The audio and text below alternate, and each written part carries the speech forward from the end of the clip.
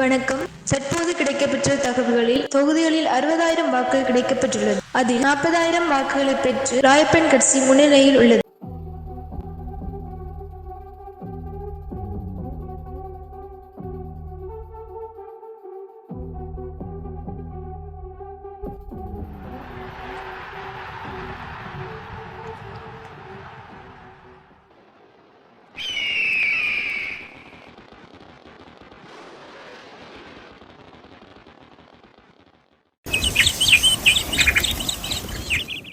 ராயப்பன் மீதான குற்றச்சாட்டுடைய ஆதாரங்கள் தேவராயிடம் காணப்படுவதாக கதைகள் வெளியாகியுள்ளன.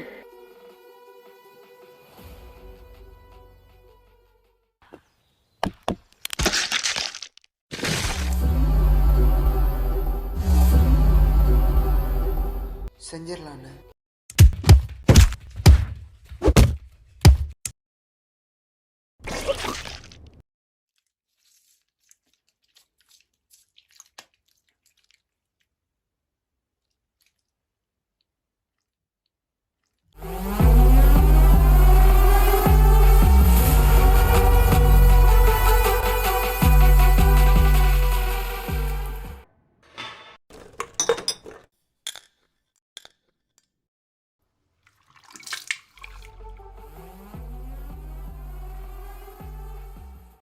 உன்னை நம்பி ஓட் போட்ட மக்களோட நிலைமை.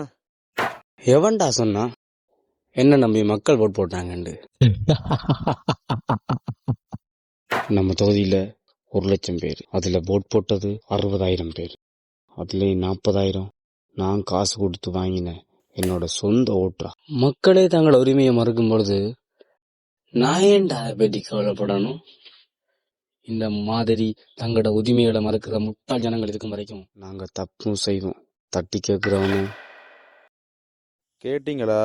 காலங்காலம் தப்பு செய்யறது நீங்க. உங்களுக்கு அந்த வாக்குரிமைய நீங்க முதல்ல மதிங்க. அத உயிருக்கு சமனா பாருங்க. இனியாவது ஒவ்வொரு ஓட்டும் முக்கியம் என்பதை உணருங்க. இதை ஏன்டா என்கிட்ட சொல்ற?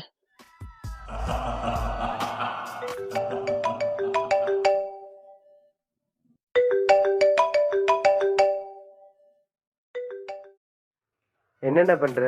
மக்கள்லாம் உன்னையே தான் பார்த்துட்டு இருக்காங்க. அண்ணா கேமரா.